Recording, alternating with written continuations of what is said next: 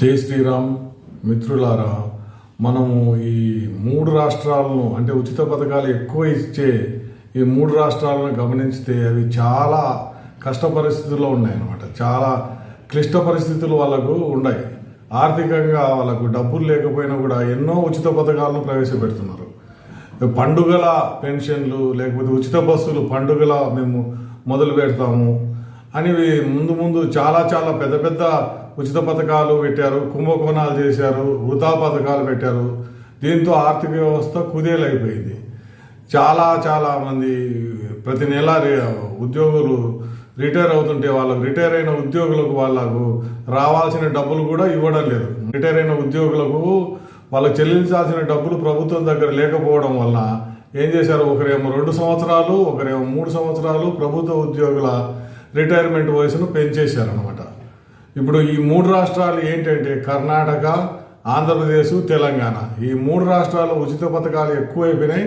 కుంభకోణాలు కూడా అంటే ప్రభుత్వ భూమిని, ప్రభుత్వ ఆస్తులను, ప్రభుత్వ ఖజానాను వీళ్ళంతా కూడా లూటీ చేయడం మొదలుపెట్టారు అన్నమాట. ప్రజలకేమో ఉచిత పథకాలు ఇస్తున్నామని చెప్తున్నారు, కానీ వాళ్ళు చేసే పనులు వాళ్ళు మనకేదో కొద్దిగా ఇస్తున్నారు కదా అని మనం అనుకుంటే వాళ్ళు 1000 కోట్లు లూటీ చేస్తున్నారు అనమాట. ఆ విషయమే ఈరోజు నేను చెప్పదలుచుకున్నాను.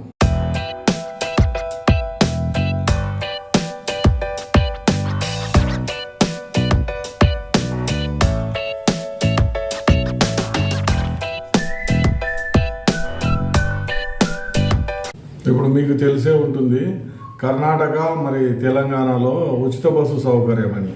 అంటే ఉచిత బస్సు సౌకర్యం అంటే ఎంత కోటీశ్వరురాలైన మహిళకు కూడా ఉచిత బస్సు అన్నమాట. మహిళలకు ఉచిత బస్సు అంటే ఇలాగే ఉంటుంది అన్నమాట. ఆ డబ్బులన్నీ కూడా వాళ్ళు బిల్లు ఇస్తారు, ఆర్టీసీ వాళ్ళు. ఆ డబ్బులన్నీ కూడా ప్రభుత్వం వాళ్ళు చెల్లించాలి. అంటే నెలకు 100 కోట్ల రూపాయలు, అంటే సంవత్సరానికి 1200. ఇట్లా ఇంకా ఇప్పుడు తక్కువ ఉంది, ఇంకా పెరగచ్చు కూడా. ఎందుకంటే ఉచితంగా అంటే తీర్థయాత్రలకు ఎండల కాలం వచ్చిందంటే కానీ అందరూ తీర్థయాత్రలకు పోయేసి వచ్చేస్తారు, ఉచిత బస్సే కదా అని. దగ్గరగా ఇక్కడ శ్రీశైలం కానీ ఇక్కడ ఇంకా ఎక్కడైనా సరే అన్నమాట ఉచిత బస్సు సౌకర్యం. ఇప్పుడు ఆంధ్రప్రదేశ్కు బయలుదేరింది అనుకోండి తెలంగాణ బస్సు, తెలంగాణ వరకు ఉచితము, అక్కడ నుంచి మళ్ళీ టికెట్ కొడతారంట అనమాట. ఇప్పుడు కర్ణాటకలో అదే ఉంది, ఇక్కడ కూడా అదే ఉంది అనమాట. అంటే మనం ఎంత ఖర్చు అవుతుంది, ఎవరికి ఇస్తున్నాము అని ఆలోచన లేదనమాట. ఏదో ఇస్తున్నాము ఇచ్చేసేయండి. ఎవరో చెప్పారు కాంగ్రెస్ వాళ్ళ నాయకుడు, మనం కూడా ఇచ్చేసినారు. అప్పుడు దాని భారం అంతా ప్రతి నెలా పడుతున్నాడు. వచ్చే ప్రభుత్వం కూడా దాన్ని కంటిన్యూ చేస్తే ఇంకా కోలుకోలేరు అనమాట ఆర్థిక వ్యవస్థ. ఇప్పుడు ఆంధ్రప్రదేశ్లో ఏం జరిగింది, ఆంధ్రప్రదేశ్లో పెన్షన్లు విపరీతంగా పెంచారనమాట. విపరీతంగా పెంచితే ఇక్కడ తెలంగాణలో ఉచిత పెన్షన్ ఎంత 2000 ఉంటే అక్కడ ఉచిత పెన్షన్ 4000 అనమాట. వాళ్ళు ఏమాత్రమూ డబ్బు కట్టాల్సిన పని లేదనమాట. అంతకుముందు ఎవరు డబ్బు కట్టిండరు. వాళ్ళకి 4000 పెన్షన్ అంటే సంవత్సరానికి 33,000 కోట్లు, అంటే 5 సంవత్సరాలకు 1,65,000 కోట్లు. కానీ మళ్ళీ 10,000 కోట్లు, 20,000 కోట్లు కేంద్ర ప్రభుత్వం ఇవ్వలేదు. మేము 20,000 కోట్లు అక్కడ వేరే దేశం పోయి పెట్టుబడులు తీసుకొచ్చాము, ఇవే చెప్తారు. కానీ 1,65,000 కోట్లు పోతున్నాయి ఇక్కడ అని మాత్రం చెప్పడం లేదు. మళ్ళీ తర్వాత ఇంకా ఎన్నో ఉచిత పథకాలు ఉన్నాయి కదా, వాటి గురించి కూడా చెప్తాను. ఈ 3 రాష్ట్రాల్లో ఉచిత పథకాలు ఏ విధంగా ఉన్నాయి అనేది.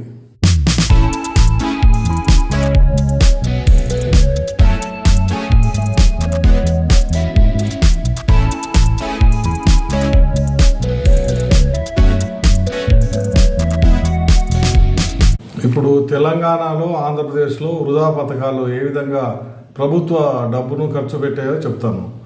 ఇప్పుడు తెలంగాణలో గొర్రెల పథకము, చేపల పథకం అని పెట్టారు. గొర్రెల పథకం అంటే అక్కడ నుంచి మేకలు, గొర్రెలు తీసుకురావడము వేరే రాష్ట్రం నుంచి ఇక్కడ లబ్ధిదారులకు ఇవ్వడం అనమాట. ఇచ్చినట్టు ఫోటోలు తీసుకోవడం, మళ్ళీ వెనక్కి పంపించేయడం. ఆ లబ్ధిదారులకు కమిషన్ ఇచ్చేయడం, మిగతా అది అంతా కూడా డబ్బులు ఈ అధికారులే స్వాహా చేయడం అనమాట. ఇట్లా రొటేషన్ చేస్తూ పోయినారు. 1000 కోట్ల రూపాయలు వృధా అయిపోయినాయి. అది ఎన్ని గొర్రెలు ఉన్నాయి ఏంటి అనేది ఎవరు కూడా లెక్క లేదన్నమాట. అసలు ఫోటో తీసుకొని తర్వాత నెక్స్ట్ మరుసటి రోజే అవి మాయమైపోతున్నాయి అన్నమాట.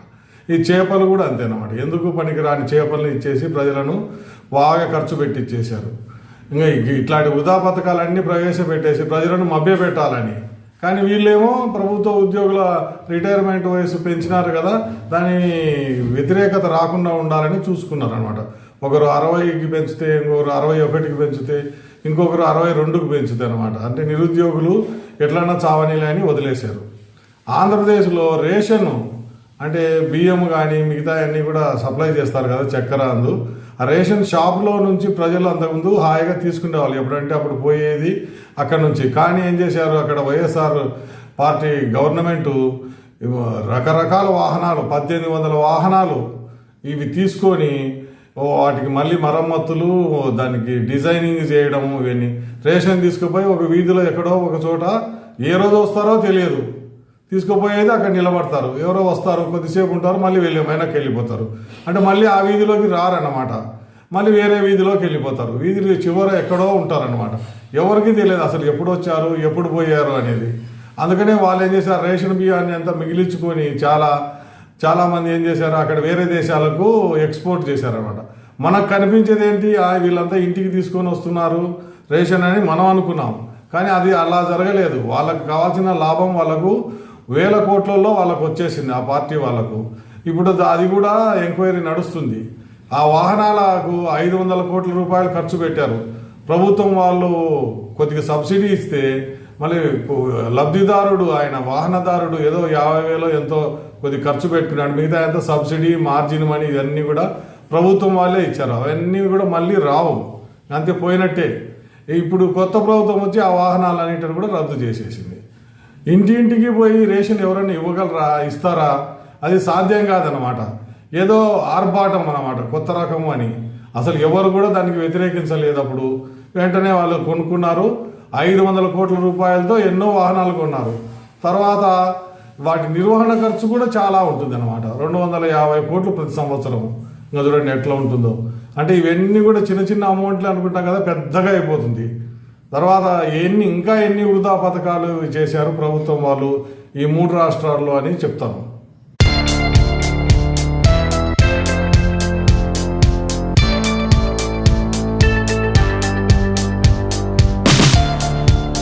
మీకు తెలిసే ఉంటుంది మన దేశంలో ఎన్నికలు ఏ విధంగా జరుగుతాయనేది.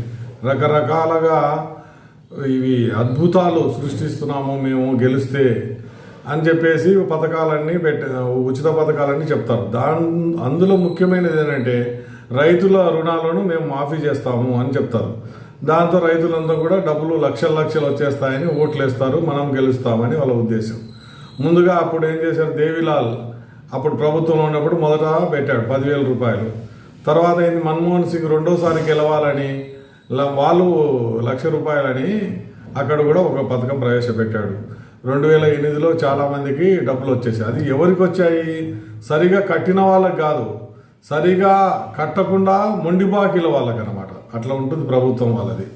మొండి బాకీ వాళ్ళకు అంటే నిజాయితీ లేనికుండా డబ్బులు ఉన్నా కూడా కట్టకుండా ఉంటారు చూడండి, వాళ్లకు రుణమాఫీ అయింది. ఒక్కొక్క ఇంట్లో ఏంటంటే భార్య పేరు మీద లేకపోతే తన పేరు మీద, ఇద్దరు పేరు మీద తీసుకున్నాడు 2 లక్షలు. లేక ముగ్గురు ఉన్నారనుకోండి కుటుంబంలో, ముగ్గురు అప్పు ఉంటేకిన పంట రుణాల్లో 3 లక్షలు ఇంటికి కట్టిన వానికి ఏం లేదనమాట, గుడ్డు సున్నా. ఇట్లా ఉంటుంది ప్రభుత్వం చేసే పనులు. తర్వాత 2014లో ఇక్కడ ఏం చేశారు, తెలంగాణలో కూడా అదే చేశారు. మేము రుణమాఫీ చేస్తాము 1,00,000 రూపాయలు అన్నారు. ప్రజలు కట్టిన పన్నులన్నీ కూడా రుణమాఫీకే మళ్లించేశారు. ఆంధ్రప్రదేశ్లో చంద్రబాబు నాయుడు అదే చేశాడు అనమాట. మళ్ళీ దాన్ని చూస్తే అక్కడ కాలేదు, రుణమాఫీ పూర్తి కాలేదు. 5 కిస్తులుగా మేము చేస్తాము, 5 ఇన్స్టాల్మెంట్స్ అన్నారు. 4-5 ఇన్స్టాల్మెంట్లు ఆయన ప్రభుత్వం దిగిపోయేంత వరకు కూడా చేయలేదు. తర్వాత వచ్చిన ప్రభుత్వము వాళ్ళ హామీలను మేము నెరవేర్చము, మాకు సంబంధం లేదని వాటిని రద్దు చేసేశారు. అంటే రైతులకు చాలా నష్టం అన్నమాట. ఈ పంట రుణాలను రెన్యువల్ చేసుకుంటూ పోతే తక్కువ వడ్డీ ఉంటుంది. అట్లా కాదు, కట్టకుండా మొండి బాకీ అనుకోండి, వాళ్ళు అపరాధం రుసుము వేసేస్తారు, మళ్ళీ పెనాల్టీ కూడా వేస్తుంటారు. ఈ విధంగా జరుగుతుంది. 2018లో మళ్ళీ చంద్రశేఖరరావు ఇక్కడ తెలంగాణలో మళ్ళీ రుణమాఫీ అన్నాడు. ఆయన దిగిపోయేంత వరకు కూడా ఆయన రుణమాఫీ చేయలేకపోయినారనమాట. అట్లా ఉంటుంది. దాంతో రైతులకు అంతా కూడా నష్టమే. 1,00,000 రూపాయలు ఏదో ఇచ్చినట్టే ఉంటుంది, కానీ 50-60 వేలు వీళ్ళు పెనాల్టీలే కట్టుకోవాల్సి వస్తుంది. ఎంత కట్టినా కూడా మళ్ళీ పెనాల్టీలు పెరిగిపోతుంటాయి. ఇట్లనే ఉంటుంది. రెన్యువల్ చేసుకున్నారనుకోండి, ఒకటేసారి మాఫీ చేస్తే అప్పుడు వాళ్ళకంతా కూడా ఏమీ నష్టం ఉండదు. ఇప్పుడు కూడా అంతే 2 లక్షల రూపాయలు వైలేజర్ మీరు ఇప్పుడు పోయి తీసుకోండి. రేవంత్ రెడ్డి గారు ఏం చెప్పారు అప్పుడు, ఇప్పుడు పోయి తీసుకోండి మీరు బ్యాంకులో, మేము వెంటనే రుణమాఫీ చేస్తామని. అంటే వాళ్ళ జేబు నుంచి ఇచ్చేది కాదు కదా, అందుకని రుణమాఫీ చెప్పేశారు. రుణమాఫీ అంటే ఎక్కడి నుంచి అన్ని పనులన్నీ కూడా అక్కడికే మళ్లించాల్సి వస్తుంది. ఇప్పుడు ఎక్కడ పోయినా కూడా మా డబ్బులు లేవు ప్రభుత్వం దగ్గర, రుణమాఫీకి అంతా కూడా మేమంతా సమకూర్చుకోవాలి. అంత సమకూర్చుకున్న తర్వాతనే మిగతా ఏదైనా జీతాలు కానీ పెన్షన్లు కానీ దీనికే డబ్బులు వచ్చేస్తాయి.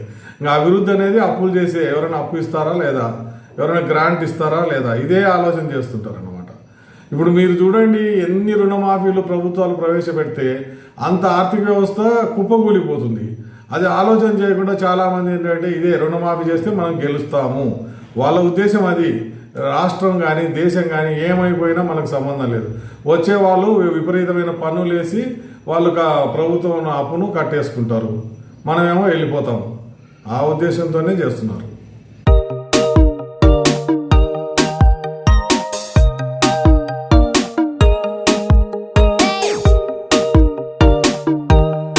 తెలంగాణలో కాళేశ్వరం ప్రాజెక్టు కట్టారు. అది ఇప్పుడు దాని అప్పు 1,30,000 కోట్లు. అంటే ఆదాయం ఎంత వస్తుందో ఇంకా దేవునికే తెలియాలి, ఎవరు చెప్పడం లేదు. కానీ నిర్వహణ ఖర్చు అంటే కరెంటు కానీ ఉద్యోగస్తుల జీతాలు కానీ ఇవన్నీ ఉంటాయి అన్నమాట. మళ్ళీ బ్యాంకు వడ్డీ ఉంటుంది, బ్యాంకు కిస్తూ ఉంటుంది. ఇవన్నీ కలిపితే 30,000 కోట్లు ప్రతి సంవత్సరం కూడా కట్టాలి. అది ఇంకా ఎన్ని సంవత్సరాలు కడతారో ఇంకా అది వాళ్ళ శక్తి మీద ఆధారపడి ఉంటుంది అన్నమాట. పన్నులు ఎంత వసూలు చేస్తారు అని. ఏదైనా ఒక కిస్తు కట్టలేకపోయారనుకోండి, అప్పు ఇచ్చిన వాళ్ళు ఏం చేస్తారు, మళ్ళీ దాని మీద అపరాధం వేస్తారు. అపరాధము వడ్డీ ప్లస్ అపరాధం 2 వేస్తారన్నమాట.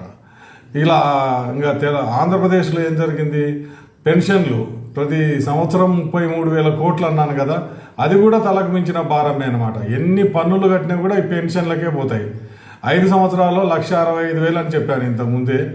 అంటే మీరు ఆలోచన చేయండి, ఏ రాష్ట్ర ప్రభుత్వానికైనా కూడా గ్రాంట్లు పన్నులు అన్నీ కలిపి కూడా 2 లక్షల కోట్లు ఉండదు ఆదాయం. కానీ ఈ 33,000 కోట్లు ఒక్కటే సరిపోతుంది. ఉద్యోగస్తుల జీతాలు మిగతా అన్నీ పోతే ఇంకా అభివృద్ధి అనేది ఎక్కడంటే ఎవరైనా అప్పు ఇస్తే చేస్తామంటారు. అప్పు ఏంటి, వడ్డీ కట్టాలి, మళ్ళీ కిస్తు కట్టాలి రాబోయే ప్రభుత్వాలు. అంటే దానికి కూడా పన్నులు పెంచుకుంటూ పోవాలి. ఏదైనా కూడా ఉచిత పథకాలు కానీ ఇలా వృధా పథకాలు కానీ ఏదైనా చేసినప్పుడు ప్రభుత్వానికి ఖర్చు పెరుగుతుంది. అప్పుడు ఏం చేస్తారు వాళ్ళు, దానికోసం అని పన్నులు పెంచుకుంటూ పోతారు. ఇప్పుడు పెట్రోల్ మీద పన్ను విపరీతంగా ఉంది, సారా మీద కూడా విపరీతంగా ఉంది. ఆ సారా మీకు తెలుసు కదా, ఈ ఆంధ్రప్రదేశ్ కానీ ఇక్కడ తెలంగాణలో కానీ విపరీతంగా పెంచాలి అంటే ప్రజలు ఎక్కువగా తాగి ప్రభుత్వానికి ఆదాయం ఇవ్వాలి. అందుకోసమని దరఖాస్తు నుంచే ముందు పిండడం మొదలు పెడుతున్నారు అనమాట. దరఖాస్తు అంటే టెండర్ వేయడమే వైన్ షాప్కు 2 లక్షల రూపాయలు, అది మళ్ళీ వెనక్కు రాదంట. అంటే దానికి ఒకరికేమో 1,700 కోట్లు, ఒకరికి 2,500 కోట్లు ఆదాయం వచ్చింది. ఒక రాష్ట్రానికి ఇట్లా వస్తే ఇంకొక రాష్ట్రానికి ఇంకా ఎక్కువ రావాలని. అంటే విపరీతంగా పోటీ. అంటే వాళ్ళు ఏం చేస్తున్నారు, ఆ సారాను ఎక్కువ ధరకు పెట్టేసి ఏదో రకం సెకండ్స్ అంటే కల్తీ మద్యం కానీ ఇంకొకటి బెల్ట్ షాపులు కానీ ఇవన్నీ పెట్టేసి ప్రజలకు విపరీతంగా తాపించేసి వాళ్ళు లాభాలు పొందాలి. వాళ్ళేమో కోట్లు సంపాదించుకోవాలి. ఇన్ని లక్షలు ఒక్కొక్కరు 10-20 దరఖాస్తులు పెట్టుకున్నారంటే వాళ్ళకి ఎంతో 2 కోట్లు 3 కోట్లు కొంతమంది పెట్టుబడి పెట్టారన్నమాట. ఇట్లా కొంతమంది 10 లక్షలు 20 లక్షలు అంటే టెండర్ రానికి వాళ్ళ స్నేహితుల పేరు మీద కానీ బంధువుల పేరు మీద కానీ పెట్టారు. ఇలా పెంచుకుంటూ పోతున్నారు అనమాట. సారాను ప్రజలు ఎక్కువ తాగాలి, దానివల్ల ఆదాయం వస్తే కనీసం ఈ సంక్షేమ పథకాలు కొద్దిగానే డబ్బు వస్తుందని. ప్రతి సంవత్సరం 20,000 కోట్లు, ఈ సంవత్సరం అంటే వచ్చే సంవత్సరం 30,000 కోట్లు. పేరుకేమో మద్యపాన నిషేధము డిపార్ట్మెంట్ ఒకటే ఉంది అని, కానీ వాళ్ళే మద్యపానం వద్దని ఏ మేధావి కానీ ఎవరైనా చెప్పారా? అప్పులు చేయకూడదని ఎవరైనా చెప్పారా? ఉచిత పథకాలు ఇవ్వద్దని ఎవరైనా మేధావులు చెప్పారా? ఎవరు చెప్పారన్నమాట. ఎందుకంటే అందులో మనకు కూడా కొద్దిగా వాటా వస్తుంది కదా అని అందరూ ఉచిత పథకాలు పెట్టమంటున్నారు. సారానేమో ధర పెంచమంటున్నారు, ప్రజలు సారా తాగాలని. అంటే ఉచిత పథకాలు ఇట్లా రౌండ్గా ఉంటుంది అన్నమాట. ఉచిత పథకాల నుంచి మళ్ళీ సారా నుంచి ప్రభుత్వానికి అనమాట. ఇట్లా ఇన్ని కిటికీలు ఉన్నాయి దీంట్లో. కాబట్టి ప్రజలు ఏంటంటే మిగతా వాళ్ళు ఉంటారు కదా, వాళ్ళు మాత్రం భరించాల్సి వస్తుంది. ఈ అధిక పన్నుల భారం అంతా కూడా ఇప్పుడు పెట్రోల్ ఒకటి ధర పెరిగిందంటే మిగతా వస్తువుల ధరలన్నీ కూడా పెరుగుతూనే పోతాయి. అది అర్థం కాకుండా ₹2 పెట్రోల్ పెంచారు, పెట్రోల్ కేంద్ర ప్రభుత్వం తగ్గించాలి అని అంటున్నారు. కానీ రాష్ట్ర ప్రభుత్వాలకు కూడా దాంట్లో వాటా ఉంటుంది ₹20-30. అది తగ్గిస్తే పెట్రోల్ ధర తగ్గిపోతుంది. అది ఎవరు చెప్పడు అని. ఈ మేధావులు అనే వాళ్ళు ఏంటంటే కానీ చాలా స్వార్థంగా ఉంటారన్నమాట. ఎంత చదువుకున్నా కూడా వాళ్ళు హీనులు అవగుణంబు మానలేరు అని చెప్పాం కదా, అంతేనమాట. పేరుకు మాత్రం ఎక్కువ చదువుకుంటారు కానీ మా ప్రజలకు అవగాహన మాత్రం ఇవ్వరు, తప్పుదో పట్టిస్తున్నారు. ఇదే మన దేశంలో ఉండేది. రాబోయే కాలంలో నేను అనుకుంటున్నాను పన్నులు విపరీతంగా పెరుగుతాయి ఈ ఉచిత పథకాల వల్ల. ఈ 3 రాష్ట్రాల్లో, లేకపోతే 3 రాష్ట్రాలు కూడా దివాలా తీస్తాయి. దివాలా తీయకుండా ఉండాలంటే పన్నులు పెంచాలి. అది ఎవరు భరించాలి? ప్రజలే భరించాలి. కరెంటు బిల్లులు పెరుగుతాయి, ఇంకా రోడ్డు ట్యాక్సీలు పెరుగుతాయి, టోల్ గేట్లు పెరుగుతాయి, అన్నీ పెరుగుతాయి.